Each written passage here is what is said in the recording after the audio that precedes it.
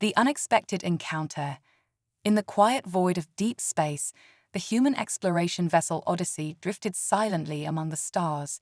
Its crew, seasoned and dedicated, were accustomed to the tranquil expanse of the universe, but their current mission was anything but ordinary. Captain Marcus Stark, a man known for his unshakable resolve, stood at the helm of the ship, his gaze fixed on the viewport that revealed the eerie calm of space. The tranquility was abruptly shattered by a distress signal that crackled over the communication channels. Stark's eyebrows furrowed as he listened to the fragmented transmission. It was coming from a small, damaged vessel, drifting dangerously close to the boundaries of the known galaxy. The signal's desperation was palpable, a cry for help from an alien species Stark had never encountered. Commander J. Nix, Stark's trusted second-in-command, approached with a determined stride. Her voice was steady, masking the undercurrent of concern. "Captain, we've got an alien distress call. The vessel's badly damaged, but they're requesting immediate assistance." Stark nodded, his face set in a grim line. "Hail them. Let's see what we're dealing with." The communication system crackled to life, and the image of an alien craft flickered onto the screen. The vessel, though clearly battered, was still broadcasting a distress signal. The screen displayed a tall, slender alien with striking azure skin and eyes that held a mixture of fear and hope. It introduced itself as Ambassador Kezra of the Xerian Diplomatic Corps. "We've been attacked by the Kago." Kezra's voice trembled through the speakers. "Our fleet is decimated, and we're seeking asylum. Please, we request immediate ceasefire and surrender." Stark exchanged a wary glance with Nix. The Kago were a name Stark had heard in hushed tones, an aggressive race known for their brutal conquests. This plea for surrender was unusual, and the potential trap it represented was not lost on him. "Prepare the guns and get the crew ready," Stark ordered. "If this is a trap, we need to be prepared. But if it's not, we have to help." As the Odyssey prepared for potential battle, Stark and Nix descended to the hangar where the alien shuttle would dock. The atmosphere was tense, filled with the clamor of soldiers and the hum of technology being prepped for a possible confrontation. The Zephyrin shuttle landed with a soft thud, and the hatch opened to reveal Ambassador Kezra, flanked by two stern-looking guards. The alien bowed deeply, a gesture of both respect and desperation. "Thank you for accepting our surrender, Captain Stark," Kezra said, its voice carrying the weight of both gratitude and sorrow. "The Kago have pushed us to the brink of extinction. They seek to enslave or annihilate all other races. We were merely their latest victims." Stark crossed his arms, his expression thoughtful. "We're explorers, not soldiers. We didn't come here to get entangled in an intergalactic war." Kezra's plea was heartfelt. "You must understand, Captain. The Kago will not stop with the Xerian people. They will continue their rampage until all sentient species are under their control, including humanity." A frown tugged at Stark's lips. The ambassador's warning was troubling. If the Kago were as dangerous as claimed, humanity could indeed be at risk. The thought of facing such an aggressive force was daunting, but Stark knew that making a decision required more than just consideration of the immediate threat. Nix leaned closer, her voice a low whisper. "Orders, sir? I don't trust this. We should eliminate the threat before it gets worse." Stark was about to respond when an urgent alarm blared through the ship. "Captain, Kago warship decloaking off the port bow. They're charging weapons." The time for deliberation was over. "Back to the bridge. We'll deal with this head-on. Raise shields and prepare for battle. If they want a fight, we'll give them one." The Odyssey jolted as plasma blasts from the incoming Kago warship struck its shields.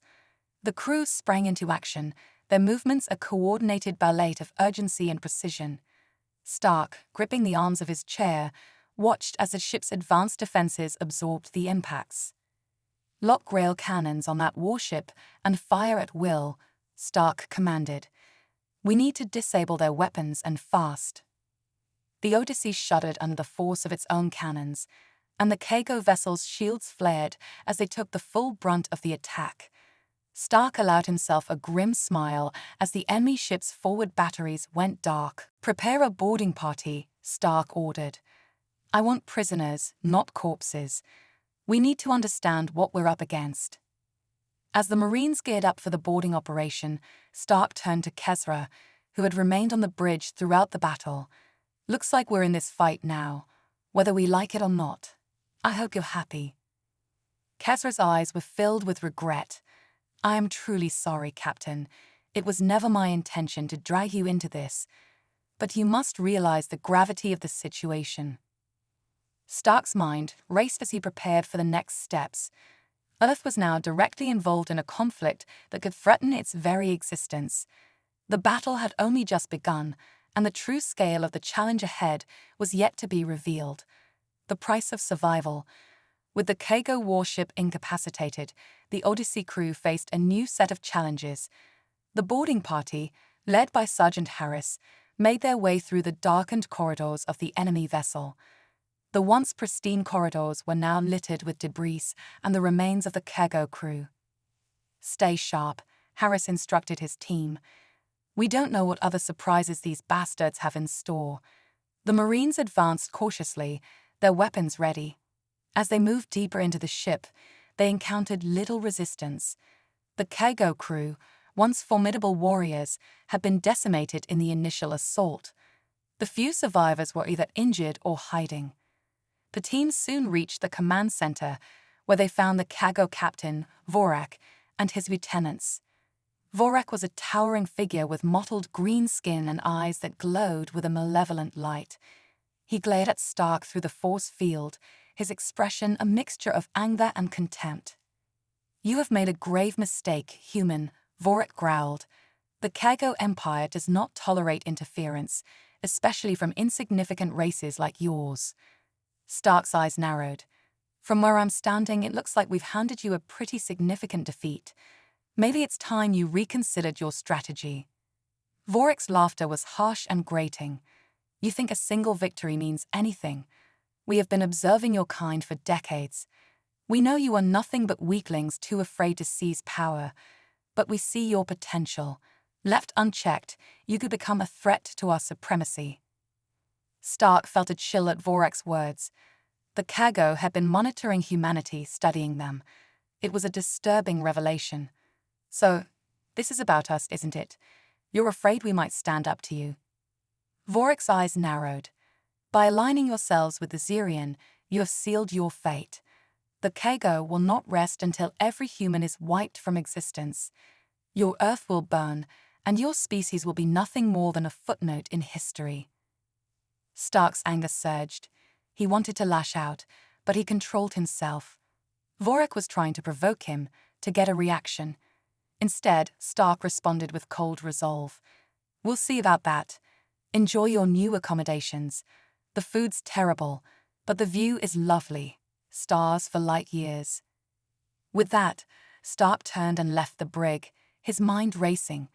The cargo would come for Earth, of that he was certain.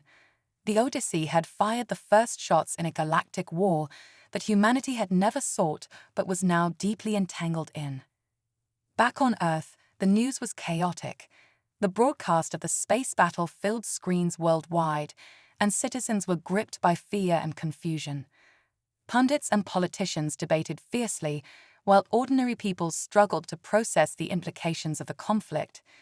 In the halls of power, President Zora Helms faced mounting pressure. The defense minister argued for isolation, while Admiral Vance pushed for an alliance with the Zirian. The debate was heated, but the urgency of the situation demanded action.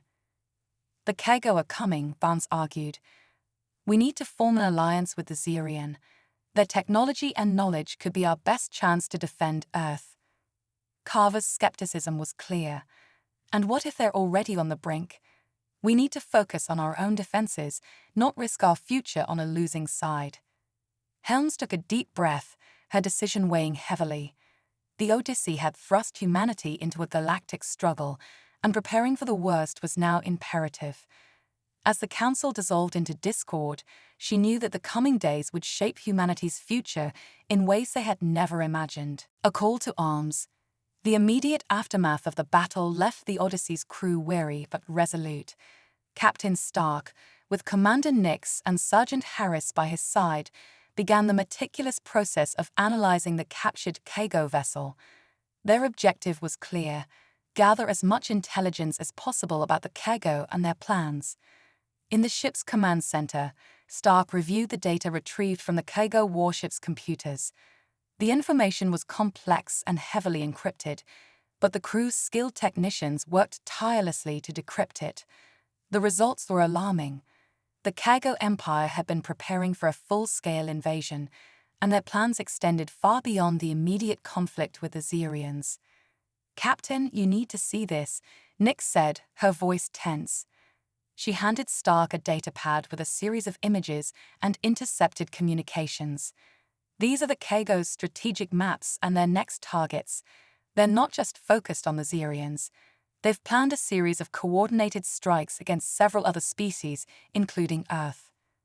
Stark's eyes scanned the data, his expression growing graver with each passing second. "If these plans are accurate, we're looking at a major threat. They're methodical, systematic. They've been preparing for this for a long time." Nix nodded. "And they're not just looking to conquer. They want to exterminate any resistance and enslave those who survive. It's a genocidal campaign." Stark's thoughts raced. The implications were dire. The cargo were not just a threat to the Xerians, but to all sentient life. "We need to get this information back to Earth. They need to know what we're facing." As Stark made preparations to transmit the data, the ship's sensors detected another incoming vessel, a Xerian craft. This one was not damaged, but was heavily armed. The arrival of the Xerian reinforcements was a welcome sight. Their advanced technology and expertise could prove invaluable in the coming conflict. The Xerian ambassador Kezra boarded the Odyssey once more, this time accompanied by several high-ranking Xerian officers. They were greeted with a mixture of respect and urgency. Kezra's face was a mask of determination and worry. "Captain Stark," Kezra began, "we've been monitoring the situation. The cargo have already begun their assault on other systems. Your timely intervention has given us a critical advantage, but we must act quickly." Stark nodded. "We've gathered intelligence on their plans. They're preparing for a widespread invasion, and Earth is on their list of targets. We need to coordinate with the Xerian forces and develop a strategy to defend against this threat." Kezra's eyes flashed with resolve. "The Xerians will fight alongside you. We have advanced weaponry and defensive systems that can help turn the tide, but we need to act fast. The cargo are ruthless, and their forces are formidable." The meeting was intense as the two sides coordinated their efforts. Strategies were devised and plans were set in motion. The Odyssey would lead a joint operation with the Xerian fleet to bolster Earth's defenses and prepare for the impending invasion. Meanwhile, back on Earth, the news of the cargo threat had reached every corner of the globe. The initial shock had given way to action. Governments, military leaders, and scientists all rallied to the cause. The urgency of the situation united nations that had previously been at odds. President Zora Helms addressed the world, her tone resolute. "We face a threat unlike any we've encountered before. The cargo seek to dominate and destroy. But we are not alone. We have allies in the Xerians, and together we will stand against this menace." The response from the global community was swift. Military bases were fortified, new ships were constructed, and emergency protocols were enacted. The people of Earth, once fearful and uncertain, now embraced a sense of purpose and determination. As the preparations continued, Stark and his crew worked tirelessly to integrate the Xerian technology with Earth's own defenses. The alliance between humanity and the Xerians was crucial, and every moment counted. The Odyssey's engineers and Xerian technicians collaborated on modifications to the ship's weapons systems and shields. New strategies were formulated to counter the cargo's tactics, and training exercises were conducted to prepare for the upcoming battles. The sense of urgency was palpable. The Kago were relentless, and their invasion was imminent. The combined forces of humanity and the Xerians were racing against time to fortify their positions and ensure that they were ready for the confrontation ahead. As Stark gazed out at the stars, he felt the weight of the responsibility on his shoulders. The fate of multiple worlds hung in the balance, and the upcoming battles would test the resolve and unity of all involved. But with determination, ingenuity, and the spirit of collaboration, there was hope that they could turn the tide against the Kago and secure a future for all. The response from the global community was swift. Military bases were fortified, new ships were constructed, and emergency protocols were enacted. The people of Earth, once fearful and uncertain, now embraced a sense of purpose and determination. As the preparations continued, Stark and his crew worked tirelessly to integrate the Xerian technology with Earth's own defenses. The alliance between humanity and the Xerians was crucial, and every moment counted. The Odyssey's engineers and Xerian technicians collaborated on modifications to the ship's weapons systems and shields. New strategies were formulated to counter the Kago's tactics, and training exercises were conducted to prepare for the upcoming battles. The sense of urgency was palpable. The Kago were relentless, and their invasion was imminent. The combined forces of humanity and the Xerians were racing against time to fortify their positions and ensure that they were ready for the confrontation ahead. As Stark gazed out at the stars, he felt the weight of the responsibility on his shoulders. The fate of multiple worlds hung in the balance, and the upcoming battles would test the resolve and unity of all involved. But with determination, ingenuity, and the spirit of collaboration, there was hope that they could turn the tide against the Kago and secure a future for all. The battle lines drawn. As the days passed, the coalition forces, comprised of the Odyssey's crew, the Xerian fleet, and Earth's newly bolstered defenses, prepared for the impending invasion.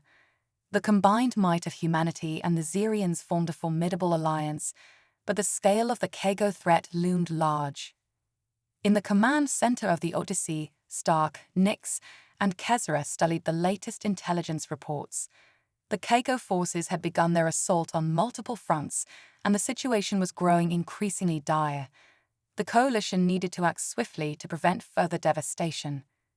"Captain, we've received reports of Kago ships advancing towards key strategic locations," Nyx said, her voice tense. "We need to prioritize our defenses and establish a stronghold to repel their advance." Stark nodded, his mind racing through the options. "We need to create a defensive perimeter around Earth and key allied worlds. If we can hold them off at these strategic points, we might be able to disrupt their invasion plans." Kezra, who had been working with the Xerian strategists, added, "Our forces will focus on the outer rim of the Kago's advance. We'll engage them in space, but we need to ensure that Earth's defenses are prepared for a potential breach." The planning sessions were intense, with every possible scenario being considered. The Alliance knew that the Kago would be relentless, and their tactics were designed to overwhelm and conquer.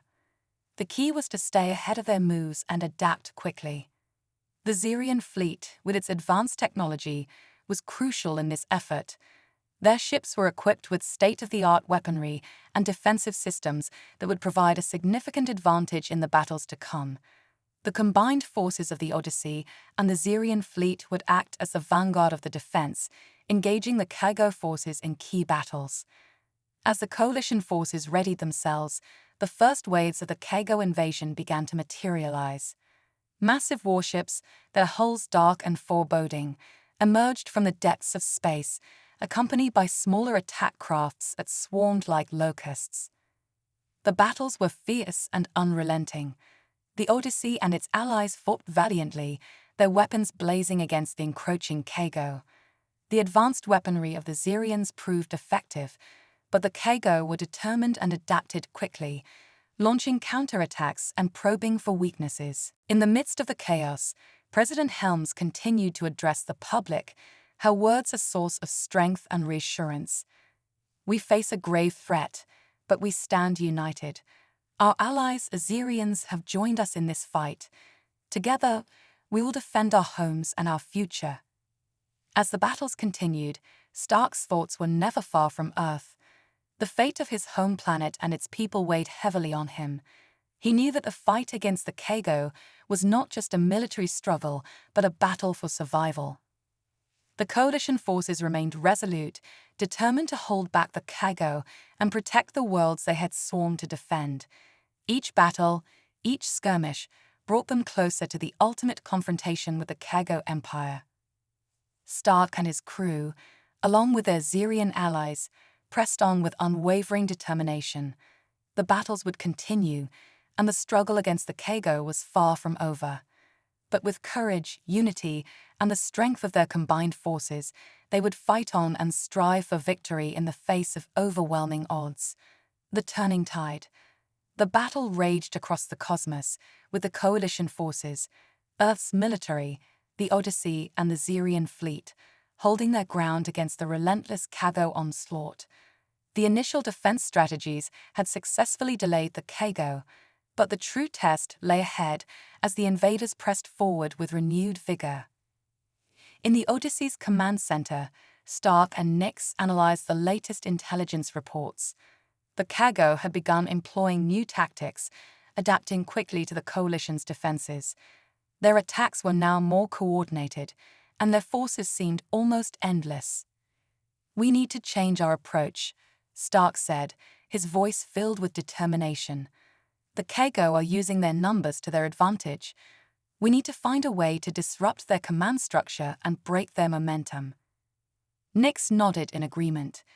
"If we can strike at their central command or supply lines, we might be able to create a significant disruption, but it's risky. The Kago will be expecting a counterattack." Kesra, who had been working with Xerian strategists, offered a solution. "We have intelligence on a key cargo command ship operating within their fleet. If we can target that vessel, it might cause chaos among their ranks. Our stealth technology could allow us to get close enough for a precise strike." Stark considered the proposal. A direct assault on a command ship could be a game-changer. "We'll need to deploy a specialized team for the mission.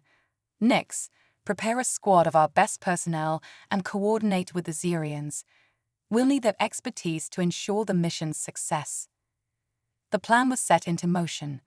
Stark selected a team of elite soldiers and engineers from the Odyssey, alongside Xerian operatives skilled in stealth and sabotage. They would launch a covert operation to infiltrate the Kago fleet and target the command ship. As the team prepared for their mission, the battle continued to escalate. The Kago, undeterred by the coalition's resistance, pressed their attacks with unrelenting force. The space around Earth and its allies was a chaotic battlefield, with explosions and flashing energy beams painting a dramatic picture of the conflict. The covert team, equipped with advanced stealth technology, launched their mission under the cover of darkness. Their approach was careful and calculated, avoiding detection as they navigated through the hostile Kago fleet. The command ship, a massive vessel with a complex array of defensive systems, loomed ahead. Inside the Kago command ship, chaos was indeed brewing. The sudden and unexpected assault on their central command caused confusion among the Kago ranks. The coalition team, working with precision, disabled key systems and planted explosive charges designed to cripple the ship's command capabilities. As the team completed their mission, they withdrew quickly, narrowly avoiding detection. The Kago command ship, now severely damaged, began to falter. The disruption in their command structure created a ripple effect throughout the Kago fleet. Back at the Odyssey, Stark and Nyx watched the unfolding chaos with a mixture of hope and anxiety. The Kago fleet's response to the loss of their command ship was disorganized, with ships breaking formation and attacking each other. It was a sign that the coalition's gamble might be paying off. "This could be the break we need," Nyx said, her eyes focused on the chaotic battle below.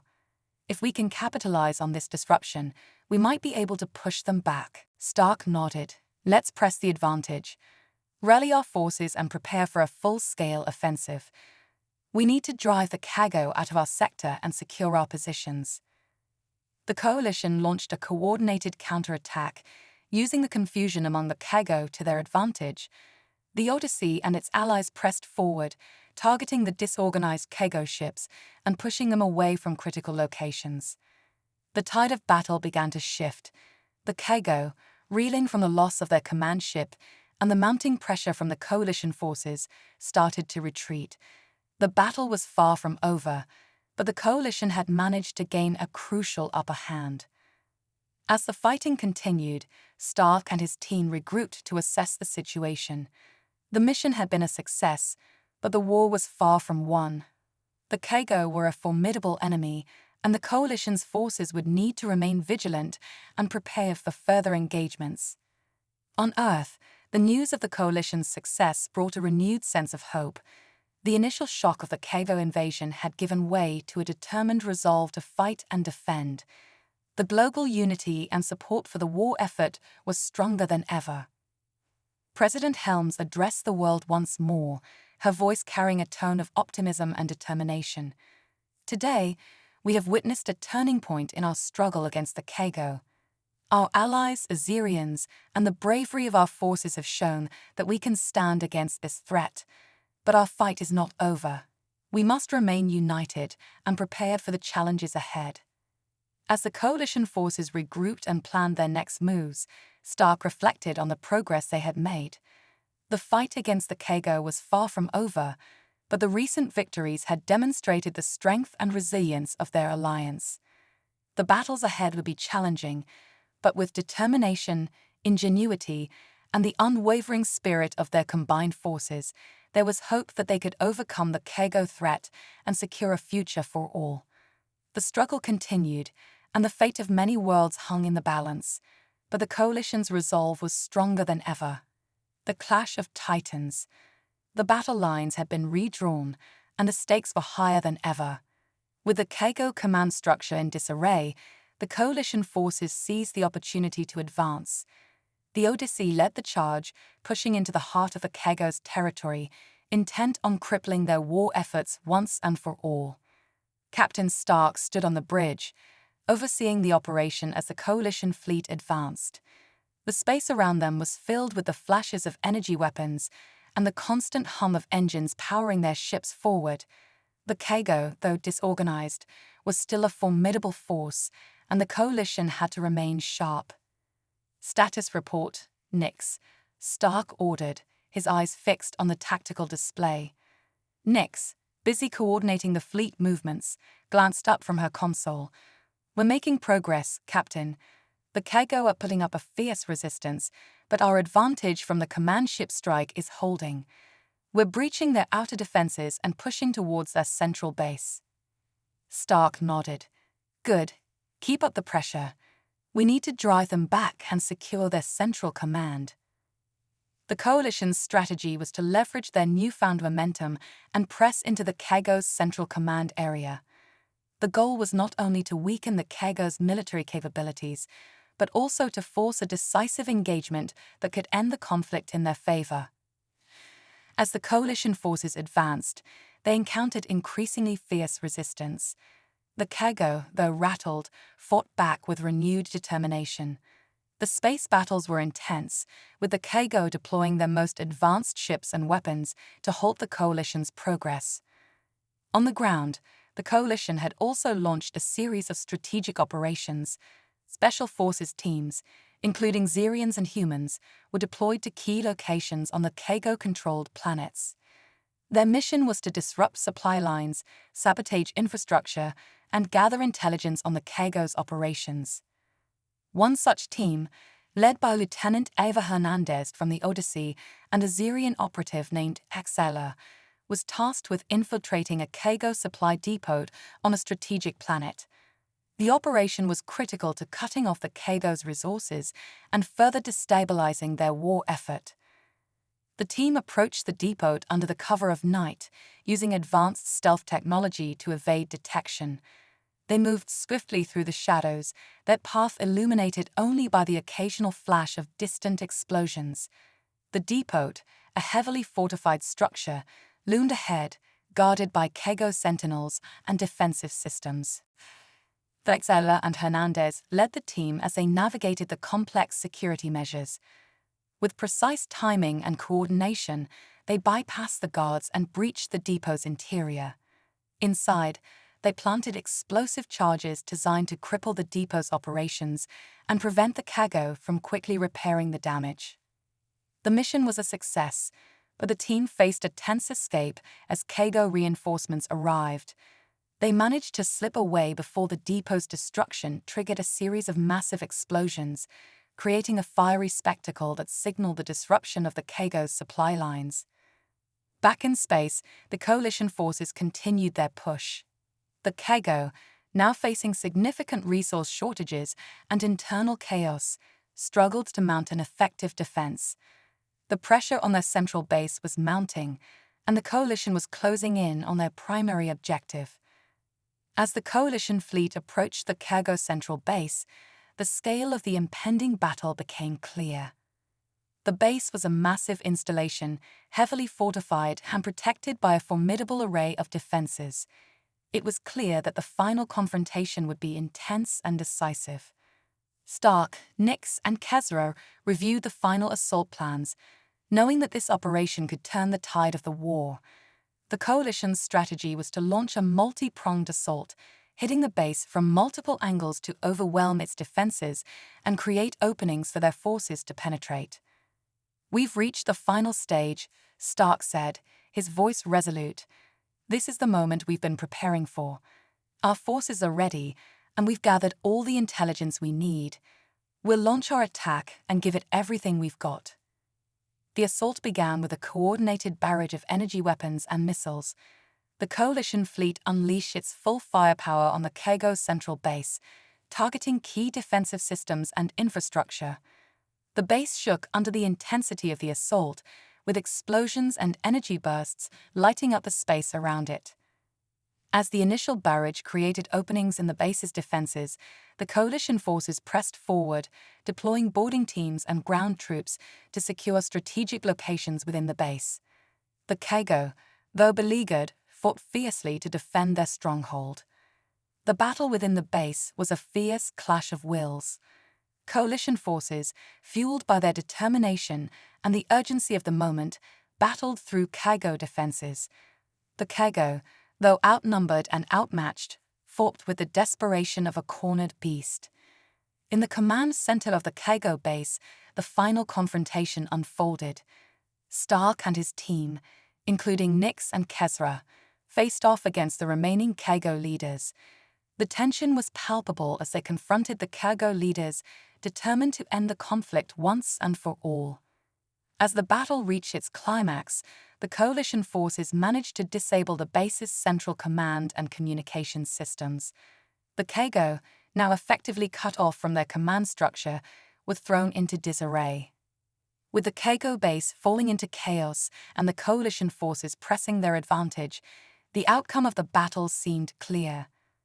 The final push was underway, and the fate of the Kago and the future of the galaxy hung in the balance. Stark, overseeing the operation from the command center, felt a mixture of relief and determination. The battle was not yet won, but the coalition had succeeded in breaking the Kago's hold on their central base.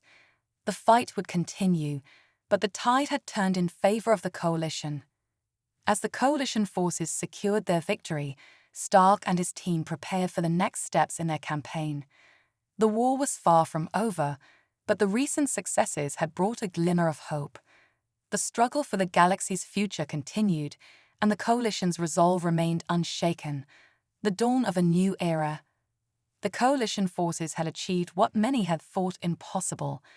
The fall of the Kago central base marked a turning point in the war, and the once dominant Kago Empire was now on the brink of collapse.